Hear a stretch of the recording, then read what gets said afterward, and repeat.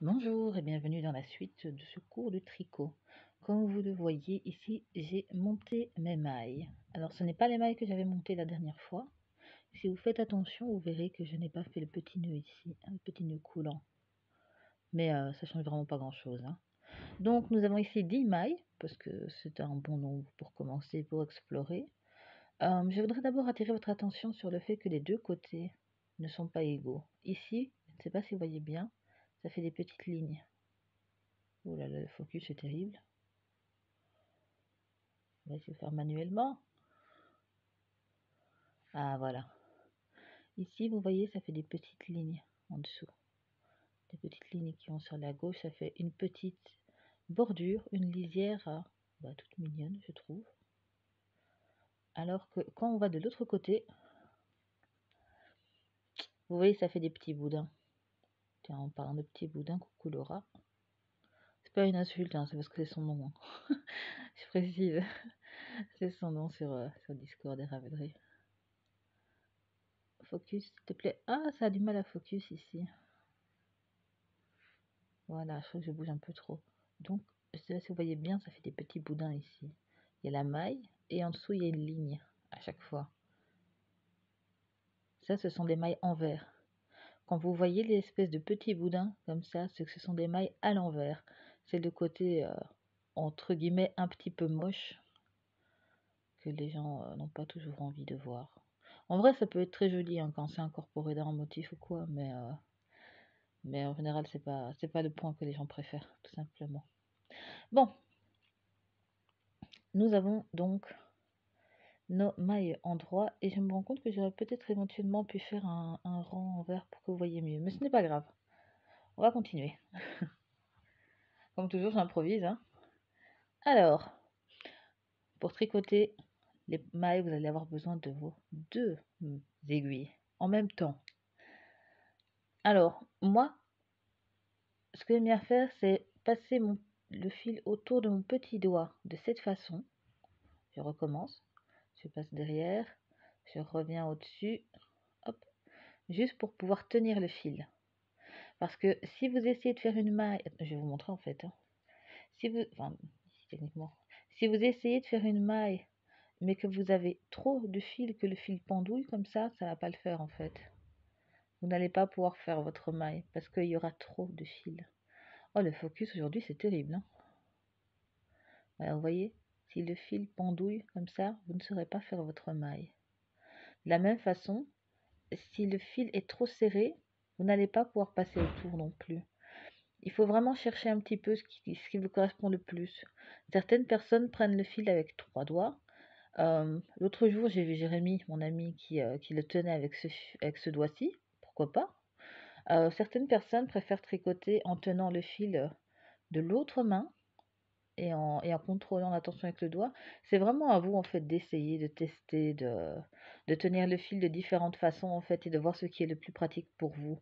Il n'y a pas une bonne ou une mauvaise façon, pardon. Il n'y a pas une ou bonne ou mauvaise façon de tricoter. Il y a juste votre façon de tricoter personnelle. Et d'ailleurs, si quelqu'un vous dit un jour que vous ne tricotez pas de la bonne façon, vous pouvez lui répondre très sincèrement que cette personne n'en a aucune idée et que si ça tombe, c'est elle qui tricote pas comme il faut. Il n'y a vraiment pas de bonne façon de tricoter. Toutes les façons sont bonnes en fait, tant que c'est pratique pour vous, tant que ça vous semble instinctif et que ça vous permet de faire une maille correctement en suivant le rendu que vous voulez avoir, alors c'est la bonne façon. Il faut vraiment se décomplexer à ce niveau-là, il n'y a pas de souci. Je vais commencer par vous montrer la maille. Ici, je vais forcer un peu le focus à la main. Voilà. Alors, si on met le truc à plat, vous savez qu'on peut même l'enlever. Vous l'enlevez pas sur votre aiguille suisse pour vous montrer. Si on met la maille à plat, vous voyez que ça forme une boucle. Est-ce que je peux focus? Ah, je crois que c'est le plaid en dessous qui fait tout déconner au niveau du focus. Vous voyez, ça forme une boucle. La boucle... Moi, j'ai montré ça. Ouais, il faut vraiment que je prépare mes cours à l'avance. Est-ce qu'on peut avoir un focus? Tablette? Voilà, ça forme une boucle. Et la boucle, elle a donc une jambe à gauche et une jambe à droite. Quand vous tricotez, en fait, enfin quand vous l'avez tricoté, la maille, elle va apparaître comme ceci, à plat devant vous. Et les deux jambes, les deux brins seront à la même hauteur. Mais comme l'aiguille est dans ce sens-là, est horizontale, je dirais, et que les mailles sont dessus, il y en a d'office une qui est devant. Enfin, il y a d'office un brin devant et un brin derrière. Attention, je tourne. D'office un brin devant et un brin derrière. Une jambe devant, une jambe derrière. Là où je veux en venir, c'est que quand vous tricotez, pour avoir une belle maille endroit, vous devez prendre la première maille qui vient quand on la met à plat.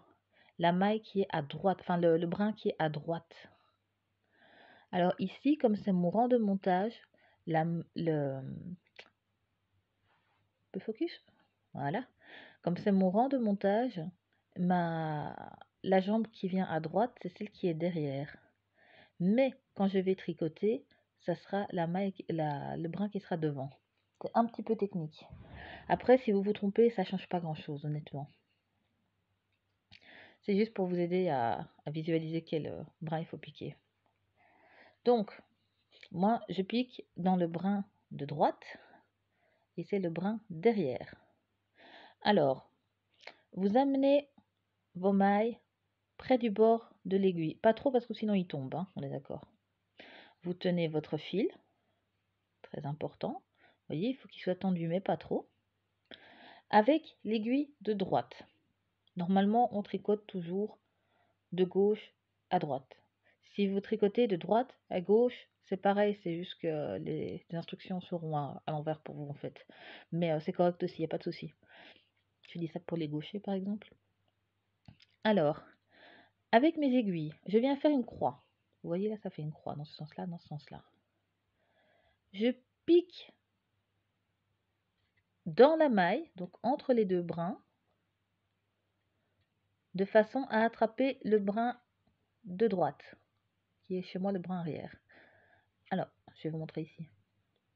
Vous piquez vraiment entre les deux brins. Bon, on l'a transpercé, clac, de façon à avoir une croix. Vous voyez bien? On est passé dedans et on ressort de l'autre côté, entre les deux mailles. Alors, avec le fil, vous passez le fil autour de l'aiguille. Alors attention, moi je le fais en passant vraiment sur le côté extérieur, je vais dire, de l'aiguille. Si vous le faites dans d'autres sens, comme ceci, donc de la droite vers la gauche, mettons, ce n'est pas faux, c'est pas incorrect. Oh, le focus. Ce n'est pas incorrect. Est-ce qu'on peut voir un focus? C'est juste que votre maille sera un peu tordue en fait. C'est pas faux en soi, mais comme la maille va être tordue légèrement, euh, tout le tricot en fait, tout le tissu que vous allez créer sera plus serré, sera plus dense. Il y aura moins de fluidité et ça peut être aussi plus fatigant à tricoter sur le long terme. Mais si vous le faites comme ça, il n'y a pas de problème. Faut pas paniquer. Donc, moi, je fais tout le tour extérieur de la gauche vers la droite, donc. On en est là. Je vais vous le remontrer sur les 10 mailles, hein, de toute façon, ne vous inquiétez pas, hein. Je tire un peu sur mon fil pour bien le caler ici, avec cette aiguille-ci, l'aiguille qui a les mailles. Je soulève un petit peu, je soulève pour pouvoir glisser la maille au-dessus de l'aiguille de droite. Et puis quand c'est fait, je peux enlever la maille de l'aiguille de gauche. Hop là. Bon, j'ai beaucoup parlé, alors je vais vous le refaire lentement. Je pique entre les deux brins. Je fais une croix. On voit bien la croix. On voit bien la croix si on focus. Je crois que, je suis désolée, je crois que c'est à cause du plaid en fait. Le plaid est foncé, il y a des motifs et je crois que ça perturbe la caméra. Mais comme il fait très humide aujourd'hui et un peu froid, Là-bas, j'ai pris mon plaid et je ne suis pas dans la cuisine comme les autres fois. Je suis désolée. Donc, j'ai piqué dans la maille. J'ai fait la croix. Je passe mon fil autour. Si vous tirez un petit peu, il y a des chances qu'ils se mettent mieux, hein. Puis, je soulève cette aiguille-ci, l'aiguille de gauche avec l'émail. Je soulève doucement, vraiment pas beaucoup, hein, vous voyez, juste assez pour passer le fil au-dessus, en dessous, enfin, pour que le fil ici se mette en dessous en tout cas. Donc, je soulève l'aiguille, j'enlève la maille de l'aiguille de droite, et là, la maille, elle est faite en fait. Et une fois qu'elle est tricotée, vous voyez que la maille, ici, la nouvelle maille, voilà, la nouvelle maille sort de l'ancienne. Oh, on va pas s'en sortir avec le focus, je vous jure. Alors je peux l'enlever de l'aiguille parce qu'elle a été tricotée. C'est vraiment très pénible. Je veux dire les focus. Encore une fois, je pique entre les deux brins. Vous voyez, les deux brins sont là, hein. Je pique dedans. Je fais la croix.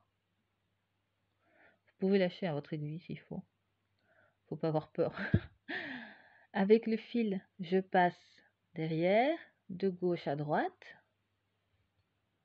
Je tire un peu dessus. C'est pour ça que je le fais avec cette main-là en fait, parce que mon index ici sert à garder ma tension. Je soulève l'ancienne maille. Je la passe par-dessus l'aiguille. Hop là. Et puis après, je l'enlève de l'aiguille de gauche. Et ça fait des mailles. Encore une fois, je pique entre les deux brins. Sont là les deux brins. Je pique entre les deux brins. J'ai ma croix. Je fais le tour de l'aiguille en passant derrière puis de gauche à droite. Je soulève un peu l'aiguille de gauche. Vous pouvez tirer un peu sur le fil, hein, s'il faut, c'est pas grave. Pas sur la maille. Je l'enlève de l'aiguille de droite. Et puis je la fais glisser en dehors de l'aiguille de gauche parce qu'elle a été tricotée. Encore une fois, j'ai mes deux brins ici. Je pique, hop, je rapproche. Je pique entre les deux brins. Ça l'élargit un petit peu, hein, c'est normal, faut pas avoir peur, hein. Et on n'est plus en focus. Ah si, voilà. Je fais ma croix, très important la croix. Je passe mon fil derrière les aiguilles, derrière les deux aiguilles, puis de gauche à droite. Alors, attention, faites bien attention. Le fil, il passe autour de l'aiguille de droite, parce que c'est là qu'on va créer les nouvelles mailles.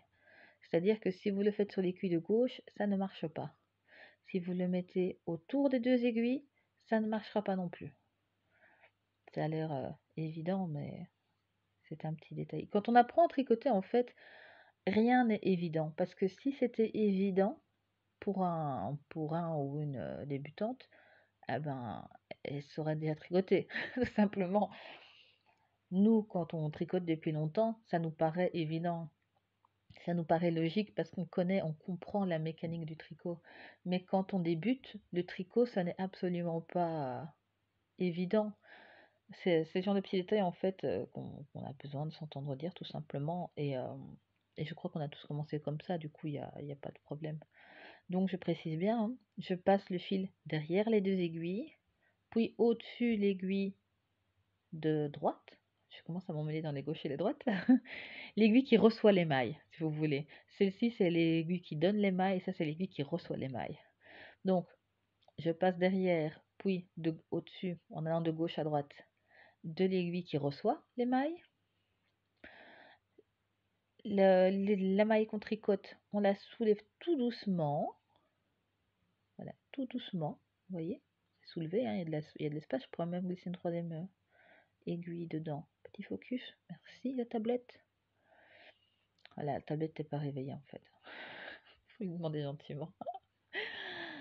Je soulève donc ma maille. J'essaye de chercher en même temps où me mettre pour que ça focus.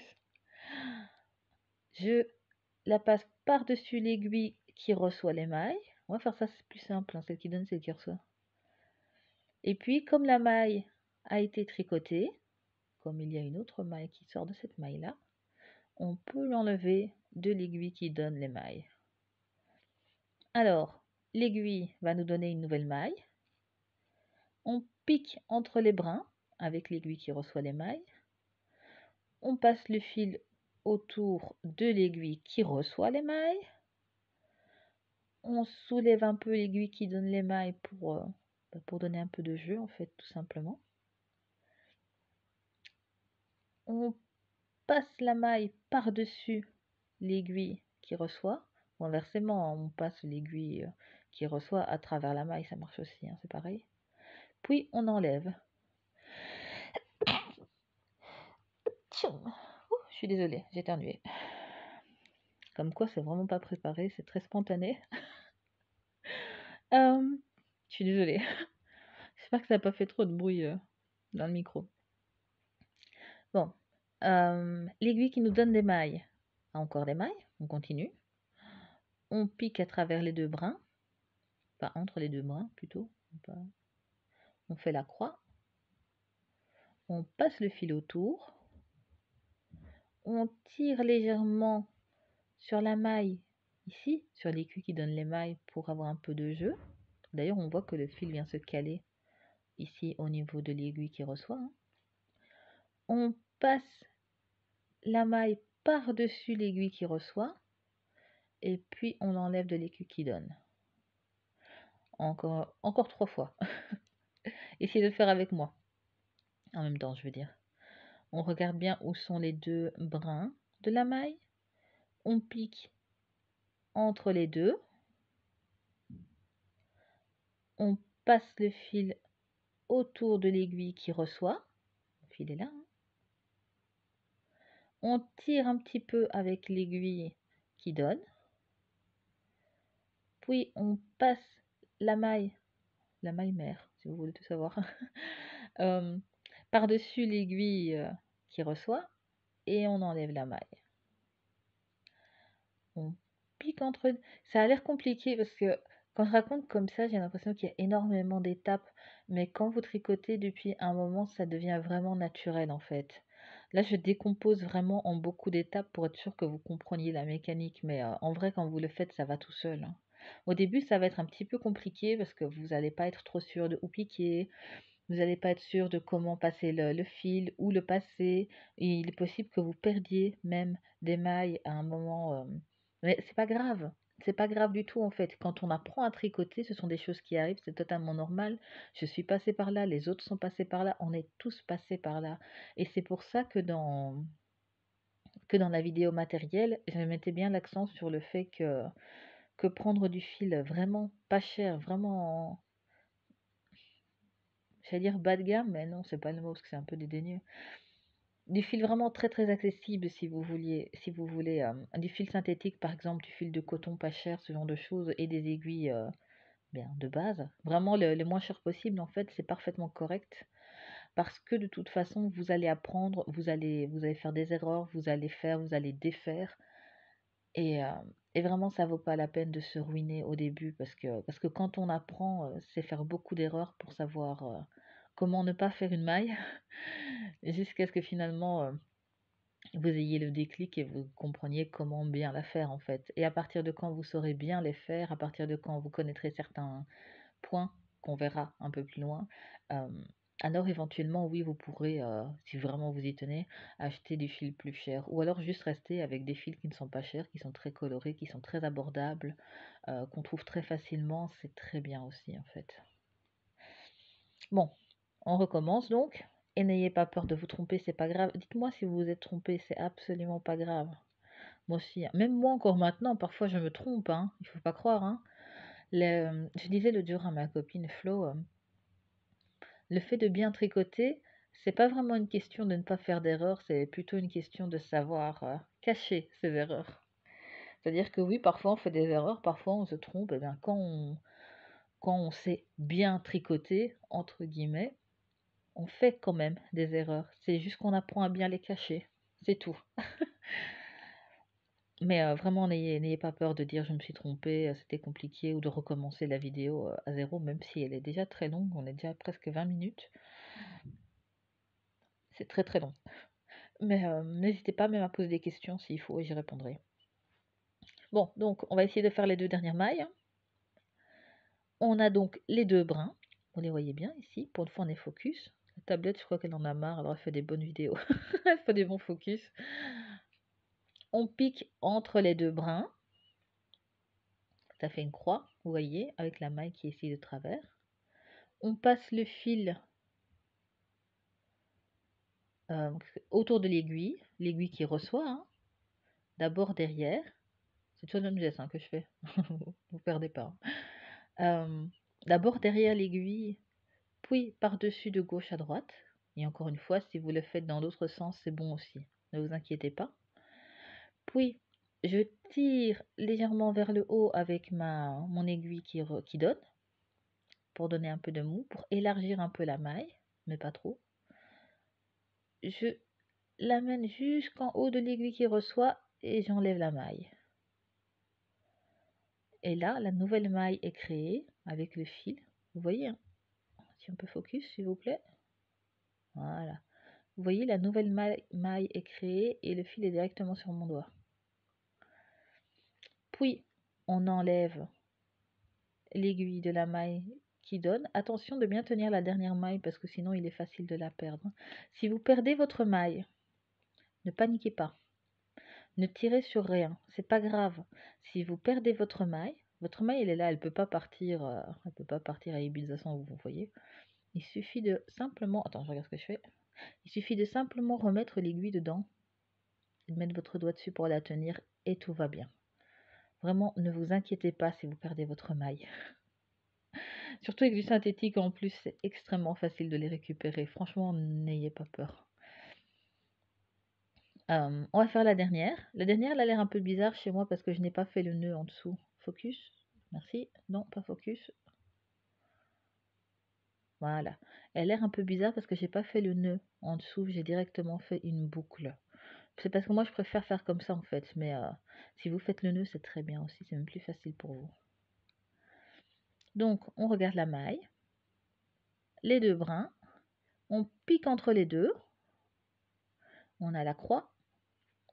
On passe le fil derrière les aiguilles et puis autour de celle qui reçoit. On soulève l'aiguille qui donne. On passe la maille, l'ancienne maille, par-dessus l'aiguille qui reçoit. Et puis on enlève l'aiguille. Et vous avez fait un rang de mailles en droit. Alors je vais tirer un petit peu dessus pour que vous voyez bien. J'aurais pu tricoter moins serré, vous me direz. Mais comme je vous ai montré au début du rang, est-ce qu'on peut focus s'il te plaît la tablette? Elle est un peu capricieuse. Ah! Comme je vous ai montré en début de vidéo, pardon, ça fait des petits... Vous voyez, ça fait comme des petites perles ici. Moi, je vois très mal parce que la tablette n'arrête pas de faire des focus, du coup, elle n'arrête pas de faire... c'est une espèce de cible comme ça au milieu de l'écran, c'est très perturbant. Mais vous voyez cette espèce de petit boudin, je coucou Laura. Eh bien ça, ce sont des mailles en verre. Mais si vous tirez, pour voir les mailles que vous venez de faire, vous voyez que ça fait des petits V. Attends, on va les étaler un petit peu, vous verrez peut-être mieux. Est-ce que vous voyez bien les petits V? Vous voyez qu'il y a les deux petits, qu'il y a les 2 brins ici.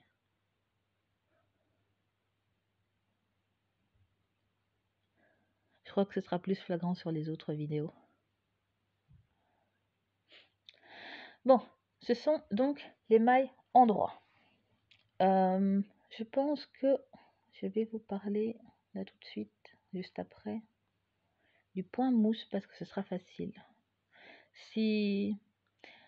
Pour faire du point mousse, il suffit de faire des mailles en droit tout le temps. C'est-à-dire que quand vous êtes ici, quand vous avez fini votre aiguille, vous tournez. Donc, l'aiguille qui donne, l'aiguille qui reçoit devient l'aiguille qui donne. D'ailleurs, vous pouvez voir que derrière, ça fait des petits boudins, des petites perles ici. Ça, ce sont des mailles en verre. Donc, vous échangez en fait tout simplement. Attends, je vais vous le remontrer pour être sûr que vous compreniez. Avant, on tricotait comme ça. C'est-à-dire que quand vous avez terminé votre rang, l'aiguille qui donne n'a plus de maille. et l'aiguille qui reçoit à toutes les mailles. Vous échangez, vous tournez en fait, littéralement. Vous tournez, et comme ça, l'aiguille qui donne les mailles, c'est celle avec toutes les mailles qui du coup sont à l'envers. Hein. Vous avez le fil ici de ce côté-ci. S'il est de l'autre côté, ça marche pas. Hein. Il doit être de ce côté-là pour pouvoir tricoter. Et l'aiguille qui donnait et qui n'a plus de mailles devient l'aiguille qui reçoit. Je vais vous faire une vidéo sur le point mousse et vous allez comprendre pourquoi c'est plus facile de commencer avec du point mousse.